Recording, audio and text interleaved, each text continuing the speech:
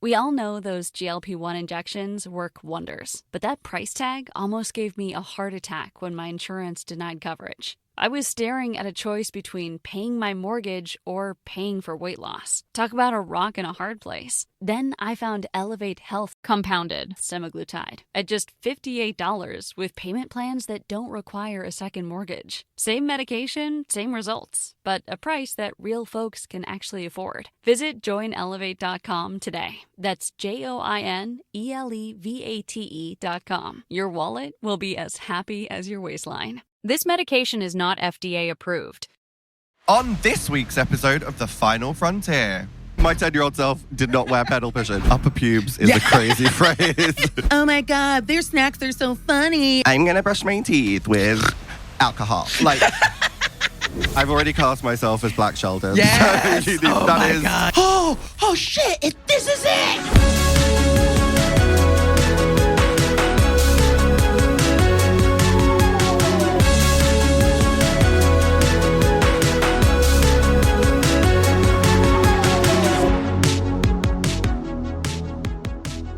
Hi, welcome. Hi, how are you? I'm good, thank you. How are you? I'm doing well. It's lovely to meet you. It's lovely to be here. It's lovely to meet you as well. Welcome to my home. This is incredible. You keep everything so spotless. Thank you. Everything is a shower curtain here. It's lovely. Before we started recording, we were talking about cats, and I'm not done with that conversation. No, let's get back into it. So I realize this is meant to be a podcast about like pop culture, but we're this talking is about as cats. close to pop culture as I get to you. I'm sorry to break it to you, but I know nothing if it's not about two cats that live in my house. Right, you've got two cats. I do have to. Well, I have a cat, and now we have another cat that's like, hey, I probably need to be your cat.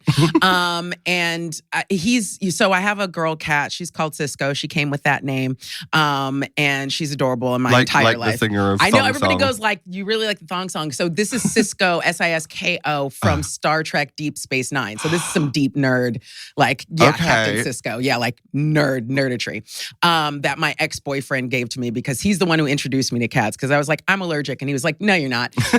And it turns out that if you just go, no, you're not, to enough cats, you're not allergic anymore.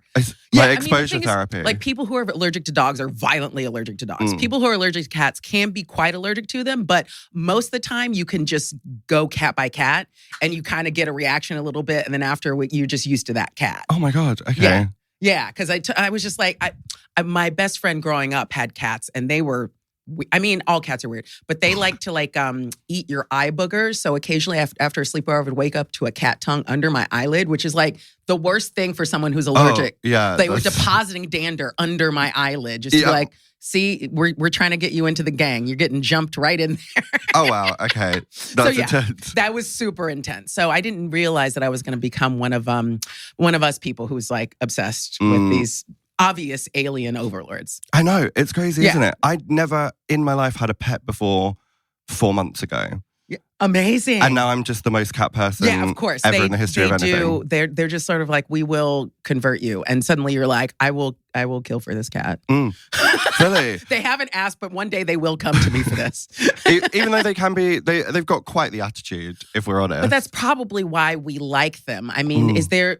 I do appreciate and enjoy dogs and whatnot, but there's a certain amount of I don't know, cats are assholes in a way where you're like, yeah, man, well done. Like, you know what? That's self-esteem and respect. That's standing up for yourself. That's having boundaries. Right now, you're teaching me how to be a better person, cat. You can see how they became like Egyptian royalty, right? Oh, yeah. They just occupy space. Well, and also even the most powerful man in a room is nothing compared to a cat who wants to have its way. That is so true. Right? So at some point we all have to go if the cat wants it, the cat's going to get it.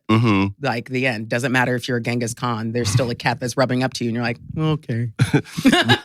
I feel like we could learn a lot from cats in that We respect. really kind of could. Honestly, you know how they have the videos with the buttons on them, where they're like telling you stuff. They're like tummy or like rub or food or backdoor or whatever. I think at some point when we can understand them, it's like, we've had wisdom for you guys this whole time and we've been trying to tell you. Oh my God, yeah. And all you do is point a laser at us, which is our kryptonite. That is so true. I am, as someone who has never been a pet owner, I've not experienced owning I shouldn't say owning. I mean, they I own know. us. Yeah, but it's true. I mean, they are like these.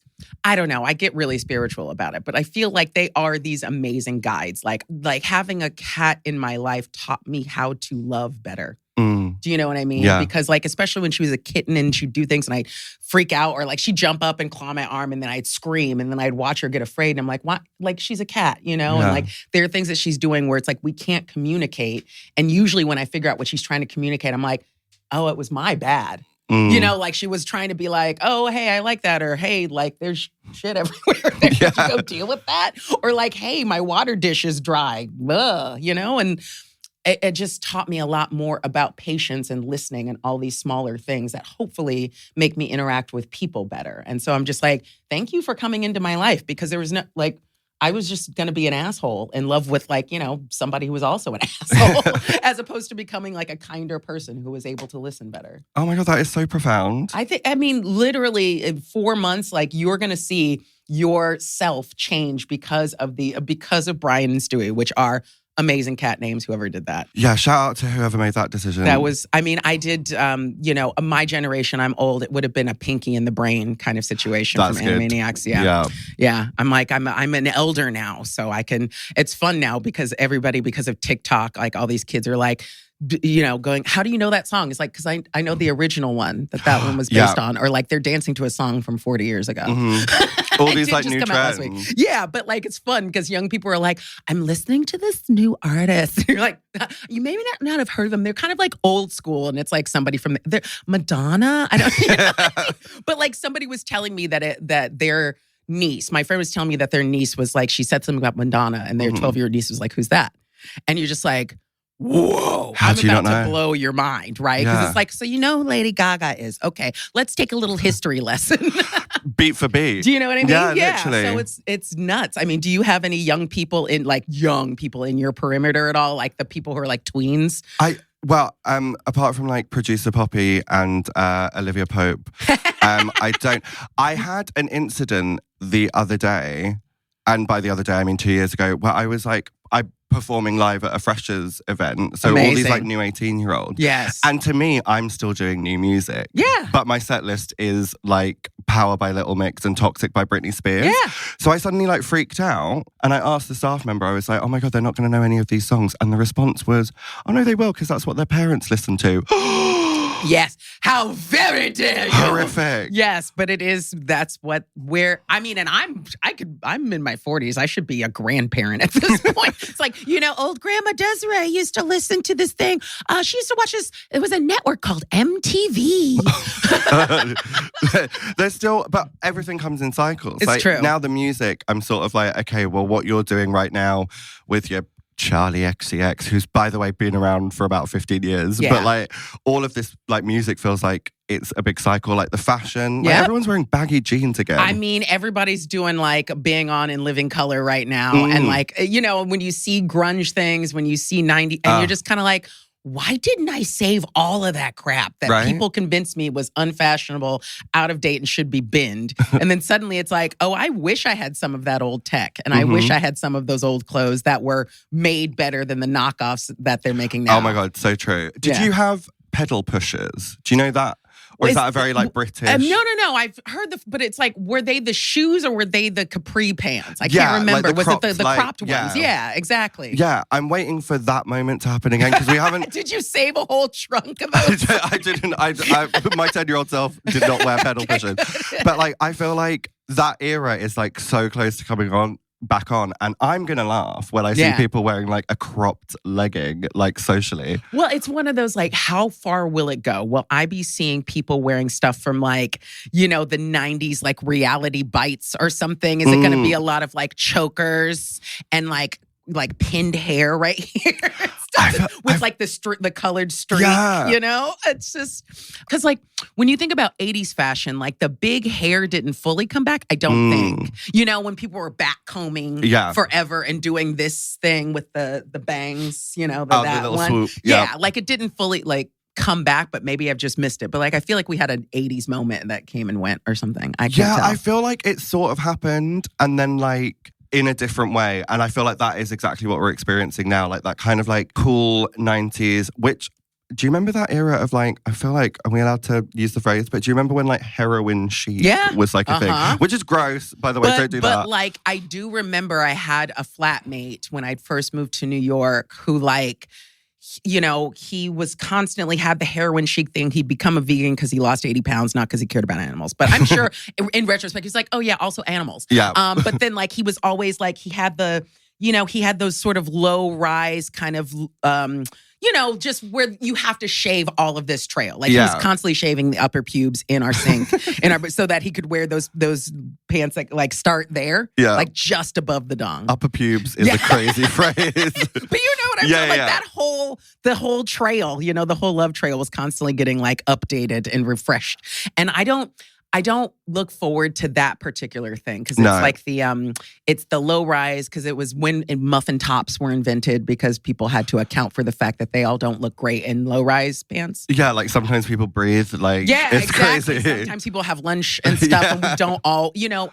And then if you're rail thin, then all you can see are literal ligaments and veins right there. And it was just the grossest. I don't know, to me, you know, as never having been a skinny person, there are some times when I'm like, really, it's a bit much. Like, I don't need to know what's happening inside. Yeah. I don't need to see your feelings work their way through your body. Like, you know, like where it was like all like, and you're like, oh, it's a little, go to the hospital. I do worry that trend is coming back a little bit now, though, with like everyone jabs and like all of that kind of stuff. I was going to say, everybody's got Ozempic or any other version of that. So like, and you know, I mean, Ozempic is made for people who look like me, but the people who are doing it most are people who are already thin, who are just like, but I need more. Yeah, I feel like it's very like LA. Yeah, like, of course. Everyone's like, I'm skinny, but I need to be the skinny. Like, it's crazy. Well, there's this whole thing too, like you're not wrong to say that is coming back with the jabs alongside the politics, because when the politics get very sort of misogynist and controlling, so does the sort of body, you know, dysmorphia and the body sort of control of like, let's size everybody down so you're reined in, so you're hungry. I mean, at least with the jabs, you're usually not hungry. Yeah. I don't know what the other side effects are. I'm sure, everybody's like, I look really old, or, you know, my labia is drooping or something. Apparently, I don't know. I keep getting these things where it's like, what's Ozempic labia? And I'm like, I don't need to hear what's Ozempic toe. No. What's Ozempic ear? Like, I don't know. I guess everything's just not full of fat now. And so it's hanging, I guess. But yeah, there is a whole thing of like, when we try to control the body, it usually correlates to like societal control, like authoritarian men in charge. And this is how you should look, even though like all we're doing is, I don't know, murdering people. I mean, I'm so glad you said that, because my friends are like sick of me being like, there is a correlation between pop culture, fashion, music, and the politics that we're seeing at this moment in time. And like, it is so apparent to me. Like, do you remember that whole, what we have retrospectively referred to as like recession pop, with like the Kesha and the like, I'm going to brush my teeth with alcohol. Like that kind of like, that fake rebellion energy of that kind of thing.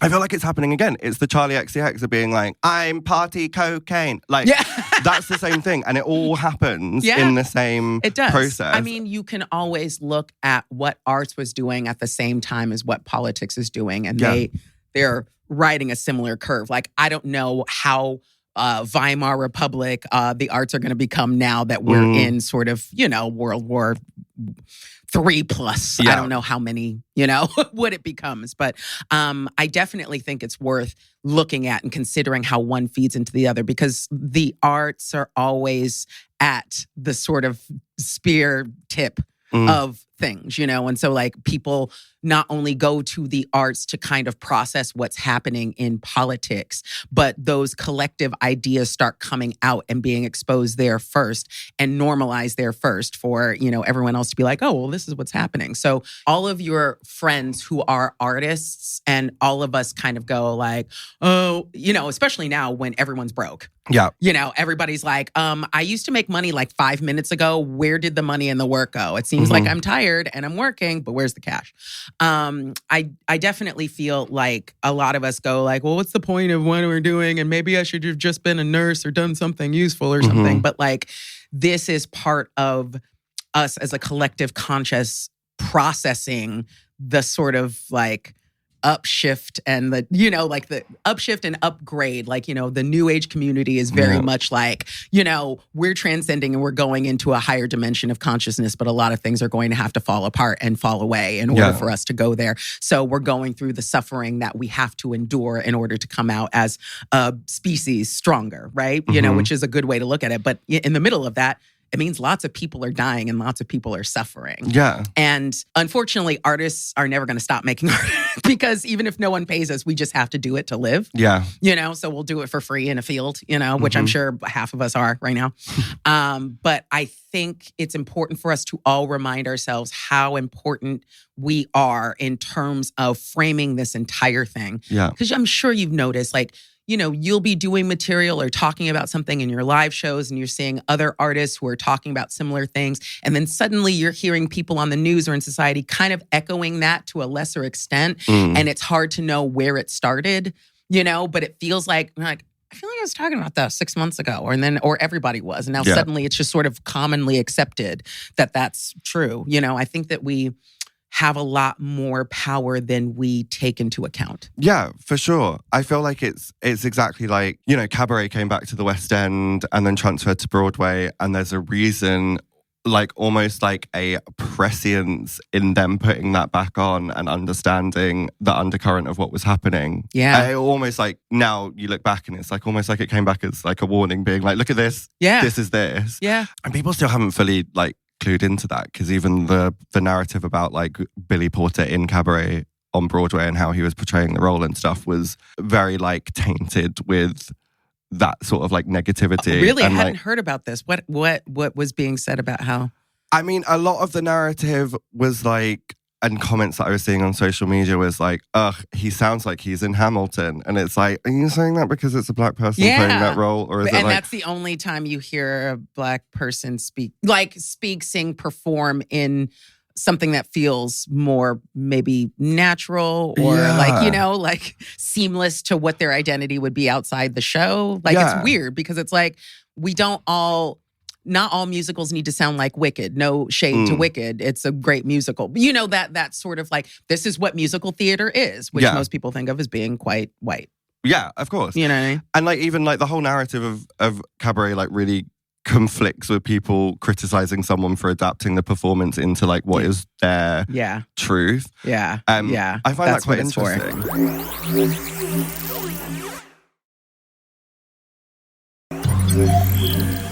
Can I ask you something? I know this is your show and your interview, but how does it feel? Because I'm starting to notice, as an American who's lived here for 11 years now, and obviously there have been plenty of Americans who've come here before, but not necessarily in the same numbers that we're seeing now. It's so funny because I'm like, am I becoming a conservative? Not really, but that way where immigrants are like, these new ones aren't like us.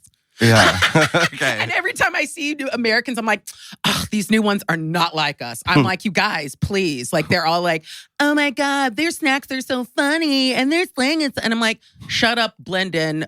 This country is so nice to take us in. We know how ratchet we are back at home, okay? Please do not let them know who we really are. Be on your best damn behavior, okay? Because we're lucky to be here because our home is a bin fire.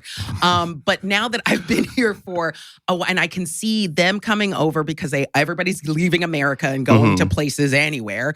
And the politics is also coming in this way where I'm seeing the news. Obviously there's so much about immigrants. Half of our, although you live in South London too, right? Yeah. Some South London, but like now I'm Southeast London. And I definitely, there are some sizable, like Christ-sized St. George's crosses sometimes that have gone up on flags or otherwise. Yeah. And this whole anti-immigrant thing that's like obviously been brewing here for quite some time, but like how much stronger it's getting and how much actual outside agitation from U.S. groups, like sort of conservative groups that are anti-abortion and anti-immigrant that are influencing politics here. And a lot of times I say, I'll say on stage like, hey, we love to point fingers at America for what America's doing. Don't forget that America is your closest cousin. And all of the stuff that you're pointing your finger at is already happening in your backyard. Yeah. All of those same people have already started here years ago. So don't point the finger at America. Get to work on the weeds that are growing back there because Like, it's bad enough to watch that kind of destruction happening, but like we're tied together. So as America goes down the toilet, we are also going down the toilet. And so I wonder how Native Britons perceive that, because as, you know, an American who lives here, I'm like, this is happening right now. Like, get worried now. Yeah. Like, you know, start figuring out who these agitators are, who these groups are, and don't be fooled into this sort of anti-trans rhetoric, because it's only used to break apart liberal groups. That's it. These people do not care who's in the toilet. They care about us fighting each other. And the immigration thing is us fighting each other. The anti-trans thing is us fighting. It's all us fighting each other. Yeah. And the same people are getting rich off of it. Like, why do we fall for it every time? Every time. We're watching it somewhere else and we're like, it's a shame. And we're doing it. Firstly, that was an insanely inspiring and beautiful monologue. And I mean, you're such an intelligent person, and I know you're an artist, and I know you feel that. And thank you for the comment. I don't want to dissuade you from that, because I have to learn to receive praise. But also, I'm just like, what do you think? Because as another artist who is very conscious about this stuff, how are you receiving that in your work or just in your life? There's the phrase that, like, America sneezes and the world catches a cold. But I hadn't heard that, but yeah, it's depressing, but true. I think actually, like, listening to what you were saying, I was like, wait, I don't think that's entirely what happened. Okay. Because the shift, like the global shift to the right, I don't think happened because America started it first. Because, like, thinking back, I remember being like really uncomfortable, like, even growing up with like the rise of the British National Party. They started getting like councillors into like areas where I lived in Essex. And around what time was this when you were starting to feel that presence? I think I first noticed, I was in the car with my dad and someone tried to hand him a flyer when I was about 8 or 9 years old, and then looked at me and took it back, and I saw there was an England flag on it, but I didn't know what that was at that time. Is your dad white or presenting? White. Yeah. Okay.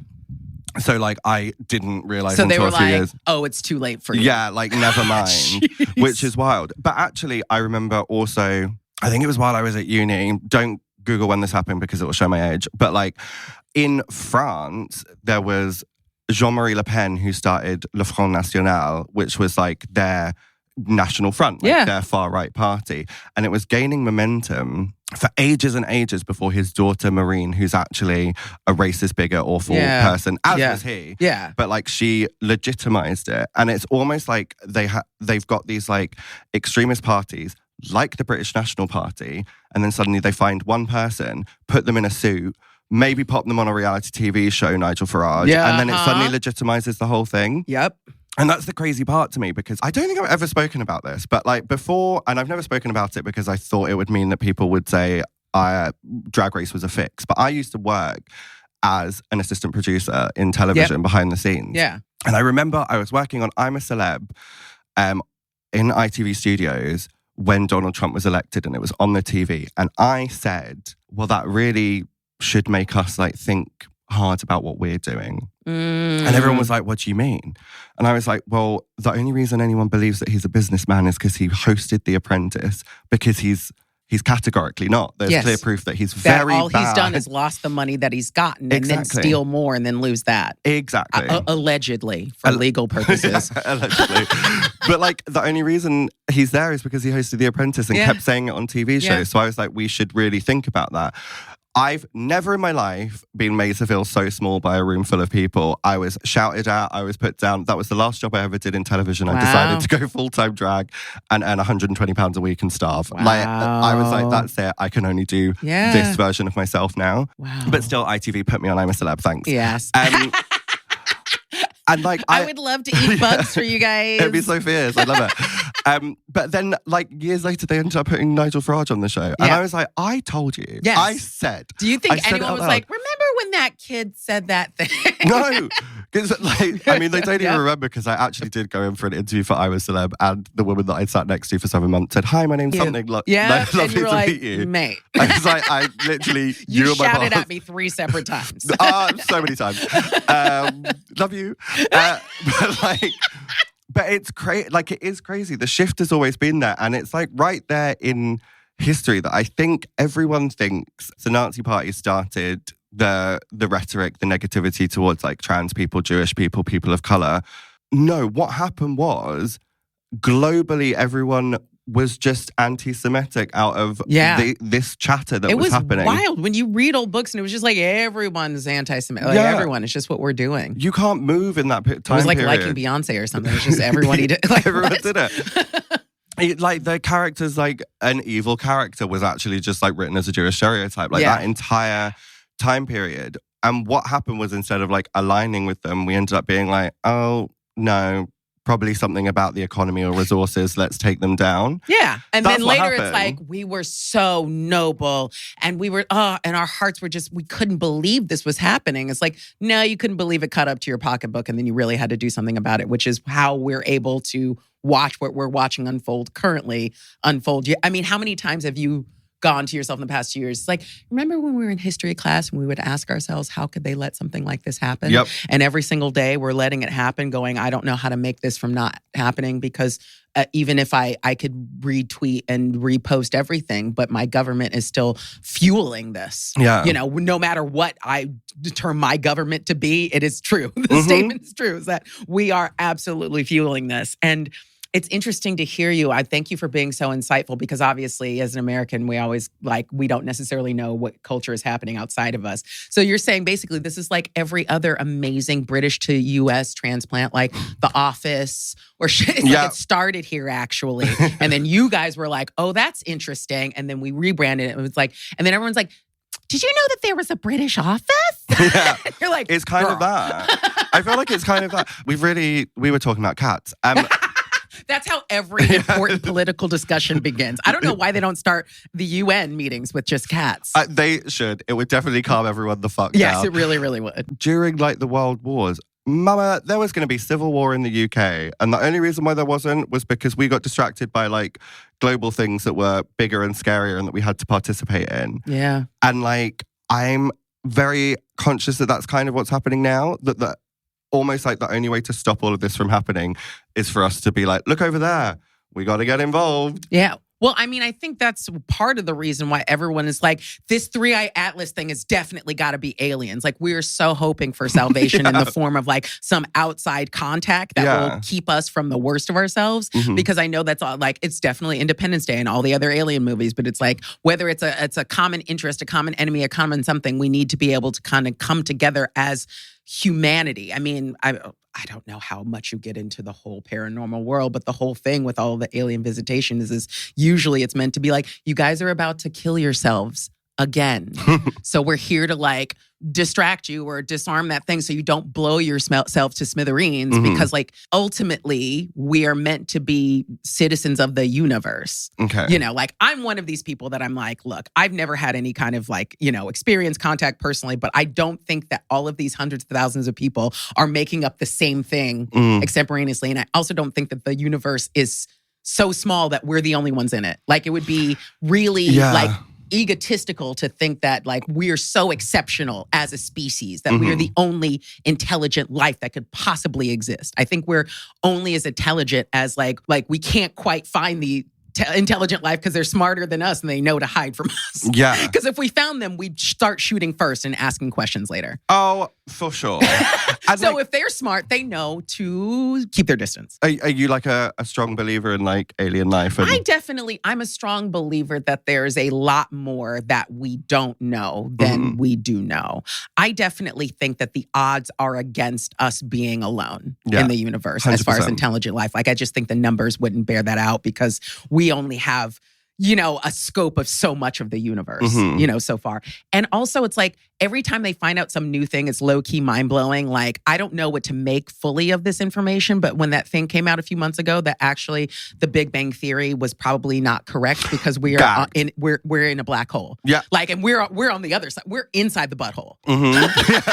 We got sucked through the other side. So like the real world is probably over there and we're living in the upside down, basically. That's how I took that information, that we're the upside down. I was like, that tracks. It's so weird, isn't it? Because like that happened and like I remember seeing it and being like, oh my God, this changes everything. And then I was like, why? I don't actually understand what it changes. What to do with this? Well, I sent it to a friend and he was like, well, why do I care? Yeah. You know, and I kind of get it. It's like, it doesn't change anything. But I'm just like, isn't it important for you to go like, you know that thing we've been told our whole lives? We actually didn't know for sure. And it turns out that was a workable theory, but it's not entirely correct. Oh, yeah. Right? Which is like science can expand in that wonderful way where it's like, that thing, well, it was pretty good based on what we knew, but now we know more. And so that's bullshit. Yeah.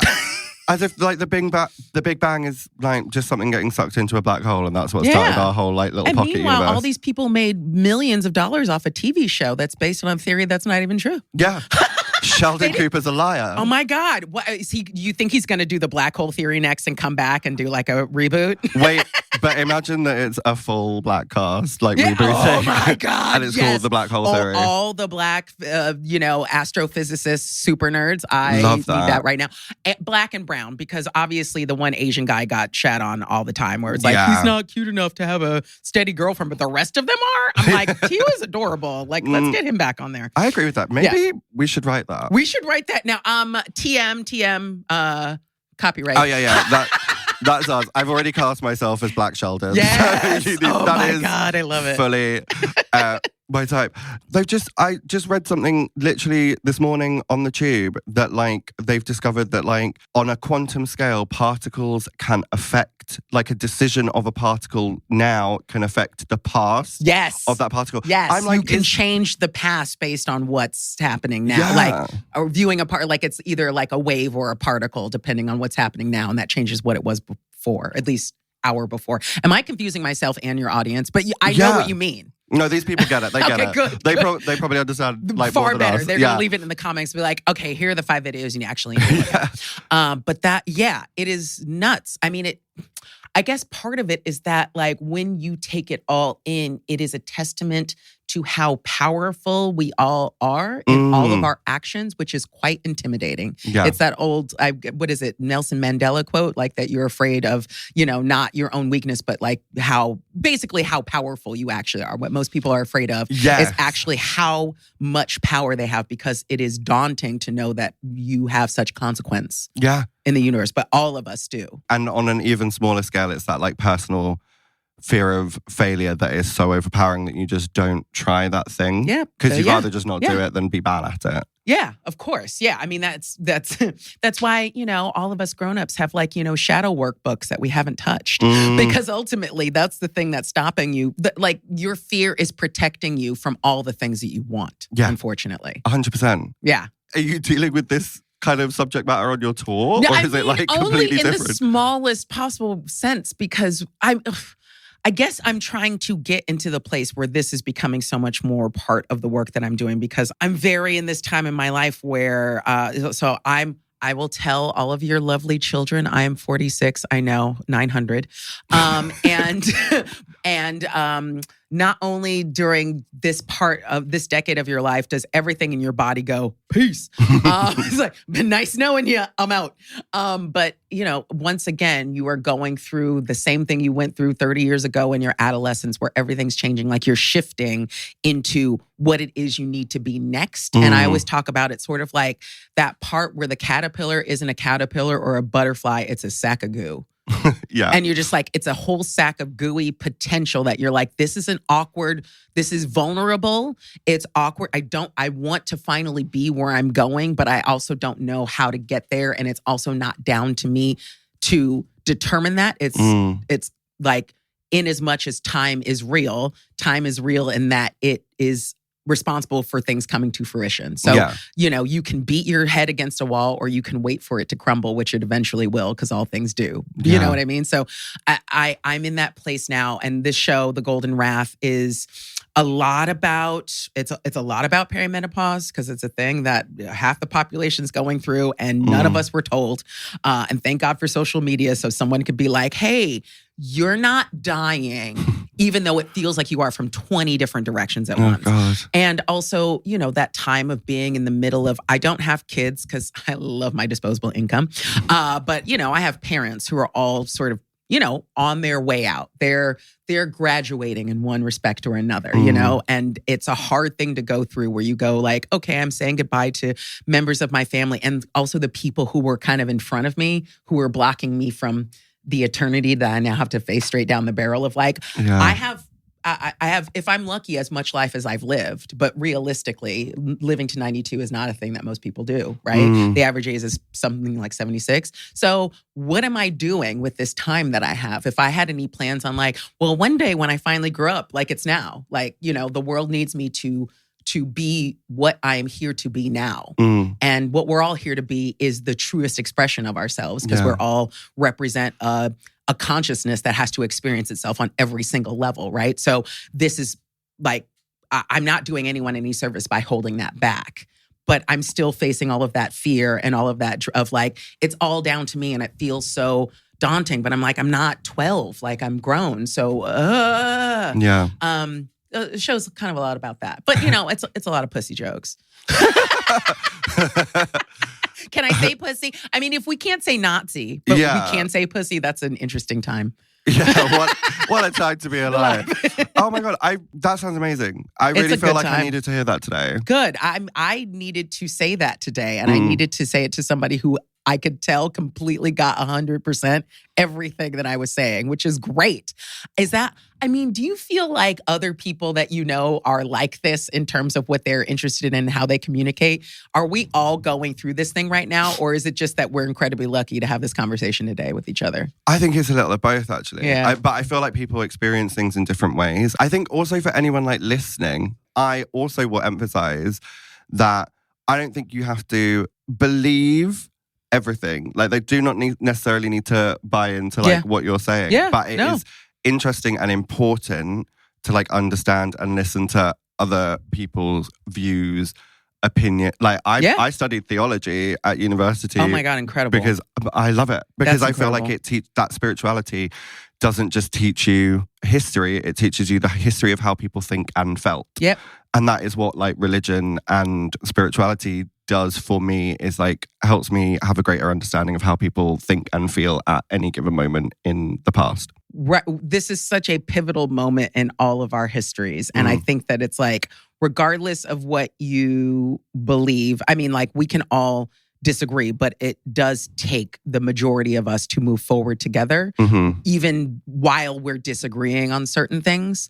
I think the best that we could hope for, at least personally, I think the best we could hope for from this time is that it helps to bring us together to forge a new path out of this, because there's a lot politically, technologically, and otherwise that could potentially work against us. You know, and right now there's like 5 people who are like, we're going to be, you know, quadrillionaires based on exploiting all of you. Yeah, grim. Which is weird, because I'm just like, what do you, like at some point, the next step of capitalism is death. Like it is like a cancer. Nothing grows and grows and grows without destroying its host. Yeah. Right? So like, you know, the only thing that does that is a tumor, and then it destroys its host. So what is the game plan? Because at some point, the things that are benefiting you are going to destroy everyone, which includes you. You know, because what happens when there's just the 4 of you all in your individual bunkers?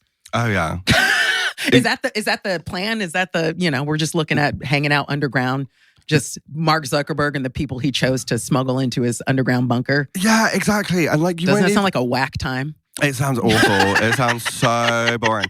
And like, I don't even understand what they're going to do, because that amount of wealth, like you can give money to everyone on earth and still have money. Yeah. What are you doing? Who are you handing that down? Because you took it from everyone on earth, so exactly. Where'd it come from? Who are you handing it down to? Is the plan that you get to control the future of humanity, but you won't even be here. Yes. So like, what's the purpose? Do you think your lineage, you're just raising people to like continually take over and be bigots forever? And do you have any ideas for, once you control the whole outcome of everyone on the planet, do you have any ideas for how to sustain that? Or do you only have ideas about how to make more money? Yeah, that part. Just go to Mars. Like, you've got the fun. Just make that happen. Go terraform it. Yeah, that'd be cool. Yeah. Like, we'll watch you on screen. It's going to be so interesting to watch the Mars show. Leave us behind. Yeah. Oh. And the rapture didn't even happen. I know. I was speaking of Left Behind. It's like all those Left Behind videos, except for like everyone on Earth is like, oh, okay, it's kind of chill now. There's a lot more room, and you know, no one's screaming at me on the street. Yeah, literally. Throwing a Bible at my head. I'm obsessed with the Book of Revelation, but Yes. James just said we have to wrap but up. So we have a whole podcast to entertain people, and I feel like you have a format that I've completely bulldozed right through. no, I mean the format is talking, and Great. that's what we did. So Great. that's fine. Great. We did it. When is the tour? So I start like Friday on October 3rd, and my first date is in Oxford, but it's basically I'm coming to a city near you in the UK if you're watching this here, between October, November, and then February and March of next year. Hopefully in the new year, I'll figure out some dates for North America, although I'm always a coin toss about that because I'm like, will I be able to say anything Canada, fine. America, will I be able to speak in English and say my opinion this time next year? I don't know. But right now it is a UK tour. I was lucky enough to go to Melbourne when this show started. I'd love to go back to see the rest of Australia. Gorge. It's a brilliant place, great comedy audiences. And have jokes, will travel. All I was thinking about that whole time is that you are starting on October 3rd, which is Mean Girls Day, because that's when Katie Heron tells Aaron Samuel what the date is in Mean Girls. Yes. And I was like, that's a good day to start a tour. Oh my goodness. That is a good day. Thank you so much. It was well recalled. Okay. I love that. Yep. Before you leave, we've got a little game that we want to play. Okay. And this game will be hosted by the one, the only Olivia, who doesn't have a nickname yet. We have producer Poppy. Maybe Poppy and Popey is Poppy cute. and Popey. Okay, I you're love Popey. that. Olivia, what's the game? Explain the game. So we are playing too hot or too not. Nice. That was an American accent? That was an American accent. Okay, but yeah. Ish. Olivia and I met today. Suddenly got shady. Yeah, I have no We right met to today. speak like this. So I'm basically going to say two things and you've got to tell me. Too hot or too not? Basically, yeah. So first one, the Apollo or Soho Theatre? Oh, Ooh. man. Those are both places that I love. Too hot or too not? I mean, I guess I will say Soho Theater's too hot because I spend a lot more time there. And also when you are in that main space and the show's about to let in, it is a crush of people and it is physically too hot. I mean, too not for the Apollo, even though I guess the 364 days of the year that I'm not there. Okay, that's fair. That's a good rationale. I feel like the intimacy of Soho Theatre as well is like quite nice. Yes, like you get it like is. more. Yeah, it's great that it's stacked up there. It's great that they want you to be in the space. Come sit here and work. Come find it's really lovely. Right, I've got another one. Oh, Yes, number 2. please. The Apollo, Mock the Week, or Have I Got News for You? Oh, okay, classic panel shows. Okay, I would say Have I Got News Too Hot? Okay. And Mock the Week Too Not. I mean, only because one exists and one doesn't anymore. But also it's great. Like I didn't think that a British panel show would take in the US, but it's great to see Roy Wood Jr. Hosting that one over there and this one still continuing over here and like seeing that can be franchised. It's just nice to see like American audiences be interested in that format. It gives me hope, especially for a lot of comics that I know over there who could use that kind of work. Yeah. So I'm glad it's another UK to US transplant that's been successful. But eventually the US will believe that they started. Yeah, of course. Yeah, they will be like, oh, there's a British one? Jesus. Right, Every next time. one. I've got another one. Here we go. Catherine Ryan or Catherine of Aragon? Oh, I feel like this is targeting me personally. Totally. I mean, come on, Catherine Ryan, too hot. I mean, have you seen her? Catherine of Aragon. I don't know enough about history to know. Was she one of the wives? She was Henry VIII's first wife. So, Sorry. okay, the first one. They were Was married for 24 years. I think, if I'm not wrong, she was the first wife, but she lived longer than all the other ones. So she survived. Yeah. She outlived all the other ones being like, well, of course he murdered you. You were never real because we're still married. Of course he divorced you. We're still married. Yeah. I mean, at one point he divorced one of them and legally declared her his sister, which is so weird. Very quickly, fun fact about my existence. Technically, I named Catherine Ryan's dog. Thank you. Nice. Yeah. Oh, well done. You can't just drop that and leave it. Yeah, exactly. That's It's gonna all. go onto the Wikipedia pages. Okay, crowd work or crowd surf? Oh, too hot crowd work. I mean, I don't necessarily do loads of it, but I enjoy it more. I don't trust motherfuckers. No, they Can I say that? I do not trust these people. When people are like, nope. Would never. Nope. I mean, also, I don't weigh like 98 pounds. Like those people are just going to, some people have the pretty privilege or the like cool privilege. I'm the kind of person that I would be like, I'm going to jump and everyone would be like, whoa. And I come up with like 3 fewer teeth. I see like a lot of drag queens do it at Heaven, and I've also seen several drag queens be dropped onto the ground. Not worth the risk. Not at all worth the risk. And also, you're definitely gonna get like a finger you can't identify. Oh, for sure. I'm sorry to go there, but that's just real. Agreed. Yeah. Right, last one. Taskmaster or Live at the Apollo? Oh. Mate, both of those are fun, really fun to do, but I have to say that Taskmaster is too hot. That's probably the most fun I've had on television. I watch it every time and I'm like, this looks like the best time. It is fun. One day you will do it and it is ridiculously fun. Like, it's just the only way to do it is to absolutely like unapologetically be yourself in every single choice. I've got a full plan. If I ever make it onto Taskmaster, I've decided the outfits. I know. Yeah, exactly. Yeah. Also enjoy doing your whole wardrobe design and everything else, and just enjoy being there. But like, I remember when I was doing it, and I was like, I knew that Nish Kumar is a friend, and I just called him. I was like, what should I do? You have any advice? He's like, just have fun, because realistically, 80% chance is you're only ever going to do it once. So everything you do, have the most fun possible. And it was the best advice that I had gotten about it and that I've given to other people, because I'm just like, just go in there, be yourself, and have the most fun, because you will walk away with all the memories of like, I'm a person who eats sand before knowing what it is. Oh my God. Yeah, that's fierce. That's how I just need to know, what is this? That's how I know for sure. Okay, I've got one to end on, if we can. It's on a Taskmaster theme, and I feel like I'm really rolling a dice, and I really hope you get the second reference. Yes. Alex Horne or The Secret Life of Alex Mack. Okay, great. We get it. We're there. Amazing.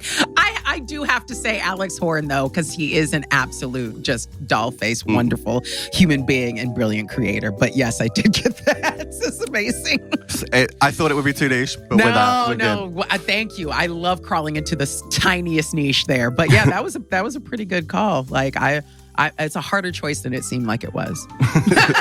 Well, thank you so much for joining me today. Oh my God, it's been an absolute pleasure. Thank you for having me. You're such a brilliant person. Thank you for letting me into your world. You're a brilliant person. Oh my God. I'm going to have to grab tickets immediately for the tour. Please do. It's happening. Don't grab tickets. Just tell me. I'll let you in. Come on. No, let me buy tickets. I mean, you totally can. Or just bring a friend and make them buy tickets. I love giving friends free shit. And now you're my friend. Oh, thank you.